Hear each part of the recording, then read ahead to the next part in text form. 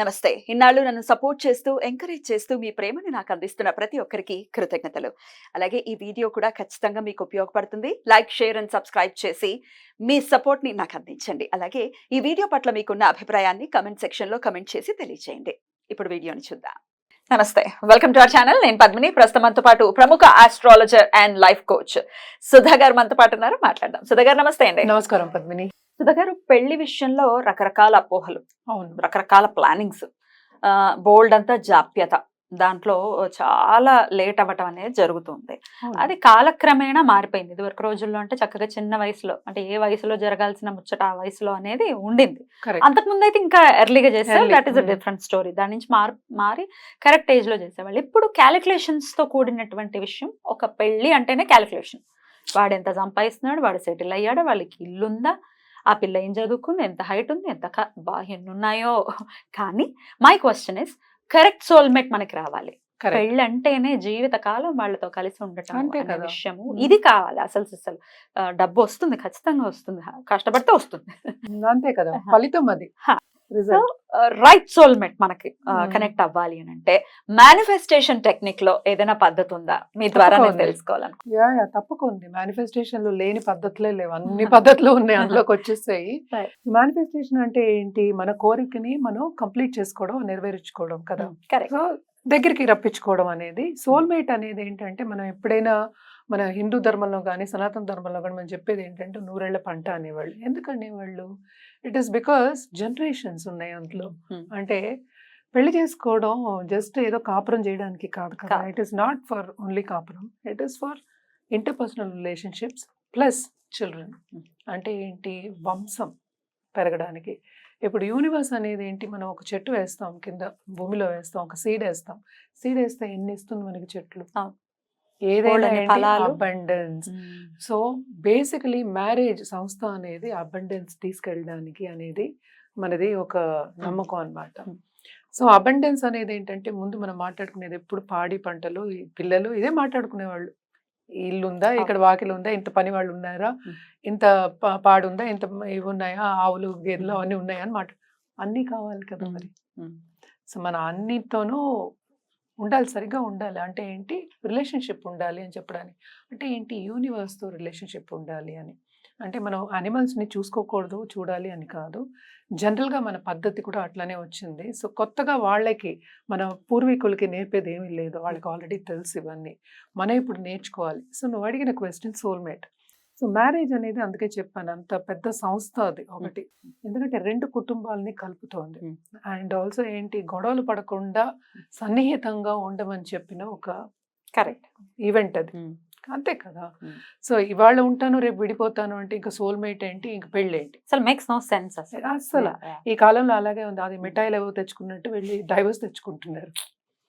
So అన్ని ఇప్పుడు ఆస్ట్రాలజీలో కూడా ఏంటంటే, మాకు డైవర్స్ అనేది ఇప్పుడు లేదు. చూడరు కదా, చూడం అసలు. సెపరేషన్ వరకు చెప్పగలుగుతాం కానీ డైవర్స్ ఎప్పుడు మనం చెప్పలేదు ఎక్కువ. ఇప్పుడు మనకి డేటా వచ్చింది, తెలిసిపోతుంది. బికాస్ పీరియడ్ బాగాలేకపోతే క్షణాలన్నీ ఇప్పుడు సెకండ్స్లోకి వెళ్ళిపోయింది అంతాను, అలా అయిపోతుంది. సో సోల్మేట్ అనేది అంత ఇంపార్టెంట్. ఎందుకంటే మన ఇంట్లో సరిగ్గా ఉంటేనే బయటకు వెళ్ళి మనం పని చేయగలం. కరెక్ట్. సో అందరూ నాతో మాట్లాడే వాళ్ళందరూ, చూడండి లేడీస్ అందరూ పెళ్ళిళ్ళు చేసుకుంటున్నారు, మన సతాయిస్తున్నారు అన్నట్టే మాట్లాడుతున్నారు ఈ కాలంలో. నిజం ఉన్నది చెప్తున్నాను నేను. ఎందుకంటే వంట కూడా చేయటం లేదు ఆడవాళ్ళ. పిల్లల్ని కంటే పెద్ద పని అనుకుంటున్నారు వాళ్ళు. They are doing it for themselves. యువతల వాళ్ళకి చేయటం లేదు. సో ఇది ఇప్పుడు జనరల్గా ఉన్న పద్ధతి. సో సోల్మేట్ని మనం తప్పక అట్రాక్ట్ చేయాలి. ఎందుకంటే చాలా మంది ఇబ్బంది పడుతున్నారు. సో సోల్మేట్ని ఎట్లా అట్రాక్ట్ చేయాలంటే, ఒకటి మనం జర్నలింగ్ చేయొచ్చు. జర్నలింగ్లో ఏం రాసుకోవాలి? ఆల్రెడీ మనకి సోల్మేట్ వచ్చారు అంటే ఫస్ట్ మనం డిస్క్రైబ్ చేసుకోవాలి సోల్మేట్ ఎలా ఉండాలి. అంటే నీకు ఏం కావాలో తెలియకుండా ఎక్కడి నుంచి ఇస్తుంది యూనివర్స్? కరెక్ట్. అంటే కదా, అతను గాని ఆమె గాని ఎలా ఉండాలో మనం ఊహించాలి. అది రాసుకోవాలి. ఎందుకు రాసుకోవాలి? మనకు ఊహాగానాలు ఎలా ఉంటాయి? జస్ట్ థాట్ ప్రాసెస్, మర్చిపోతాం. అవును. ఇప్పుడు మాట్లాడతాం, మళ్ళీ నెక్స్ట్ మర్చిపోతాం. రాస్తే ఏమవుతుంది? దానికి ఒక ఫిజికల్ రూపం ఇస్తున్నాం మనం. ఏదైనా ఏంటి, ఎయిర్లో కన్నా రూపం అనేది వెరీ ఇంపార్టెంట్. అంటే మనం రాసుకున్నప్పుడు ఒక రూపం ఇస్తున్నాం. అంటే ఏంటి? ఇలా ఉండాలి, ఇలా క్యారెక్టరిస్టిక్స్ ఉండాలి అని. ఒక సినిమా తీసుకో, అదే కదా జరుగుతుంది అక్కడ. సో అలాగా మనం రాయాలన్నమాట. దాన్ని స్క్రిప్టింగ్ అని కూడా అనొచ్చు. జర్నలింగ్ తర్వాత స్క్రిప్టింగ్ అది. తర్వాత డ్రాయింగ్ అనేది వస్తుంది. ఇవన్నీ చేయొచ్చు. బట్ జర్నలింగ్ అనేది బేసిక్. చాలా మందికి డైరీ రాసే ఒక అలవాటు ఉంటుంది. దాంట్లో ఫస్ట్ రాసుకోవాలి. రాసుకుని రోజు చూసుకోవాలి. ఎప్పుడు చూసుకోవాలి? మార్నింగ్ లేవగానే, పడుకునేప్పుడు. అంటే ఏంటి? ఎందుకని? మనం పడుకున్నప్పుడు ఏంటంటే కొంచెం శాంతంగా ఉంటాం. పడుకునే ముందు ఒక 5 నిమిషాలు we should relax and will sleep అని. అప్పుడు ఏంటి? కామ్గా ఉంటుంది మైండ్. ఇదంతా ఏంటి అసలు? మనం కాన్షియస్ మైండ్ నుంచి సబ్ కాన్షియస్ మైండ్కి వేయాలి ఫస్ట్. అంటే ఏంటి? కాన్షియస్ మైండ్ మనం ఏదో ఒకటి అనుకుంటూ ఉంటాం. అదేమో సబ్ కాన్షియస్ మైండ్కి వెళ్ళదు. అందుకనే ఎప్పుడు శివుడు పార్వతి అంటే ఎప్పుడు నేను అనుకునేదాన్ని ఆడ మగ, శక్తి అండ్ పురుషుడు, కరెక్ట్.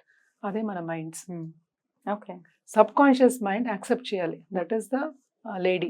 అక్కడే మనకి క్రియేటివ్ ఫోర్స్ ఉంది. ఆ క్రియేటివ్ ఫోర్స్ కి మనం ఈ థాట్ ప్రాసెస్ ని వేయాలంటే ఒక రోజులో అవుతుందా? అవ్వదు. సో కంటిన్యూ చేయాలి. మినిమం మనం చెప్పేది అంటే 21. అందుకనే ఎప్పుడు నేను సనాతన ధర్మం తీసుకొస్తా. ఒక మండలం చెప్పేవాళ్ళు.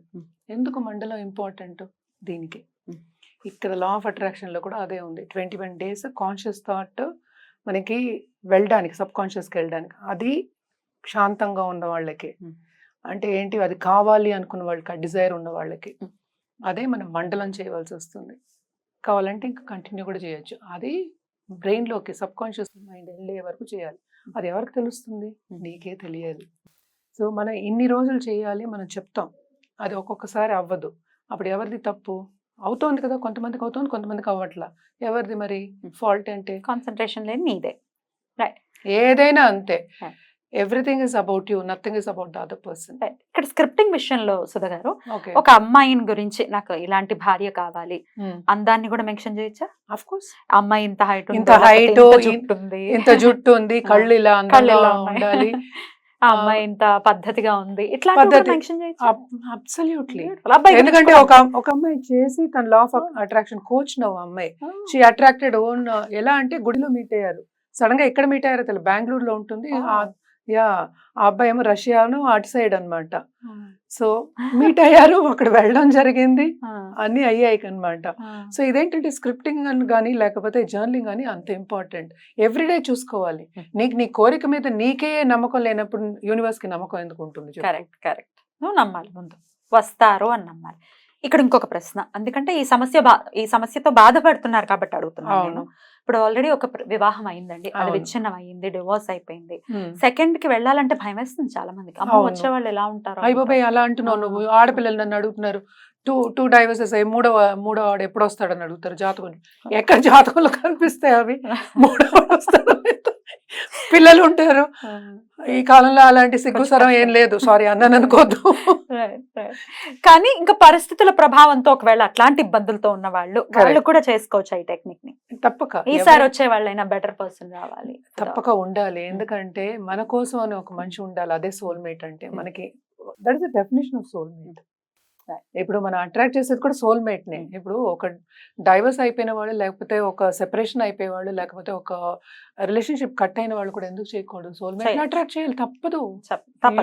యు నీడ్ కదా. చేసుకోవచ్చు, తప్పక చేయాలి అంటున్నా నేను. చేసుకోవచ్చు కాదు, చేయాలి. ఎందుకంటే లైఫ్ లో అన్ని ఉండాలి మనకి, 4. ఎందుకంటే మోక్షం అనేది ఏంటంటే మస్ట్ మిగతా అన్ని చెప్తూ ఉంటాం కదా, అవన్నీ ఉండాలి కదా మరి. సో ఈ పద్ధతిలో రాసుకుని దాన్ని పొద్దున్న సాయంత్రం చూసుకోవాలి. డెఫినెట్ గా లా ఆఫ్ అట్రాక్షన్ హెల్ప్ తీసుకుని డెఫినెట్ గా వాళ్ళ డిజైర్ ని, అంటే వివాహ విషయంలో కూడా సక్సెస్ అనేది తెచ్చుకోవచ్చు అని చెప్తున్నారు. బ్యూటిఫుల్ అండి, చాలా అద్భుతంగా వివరించారు.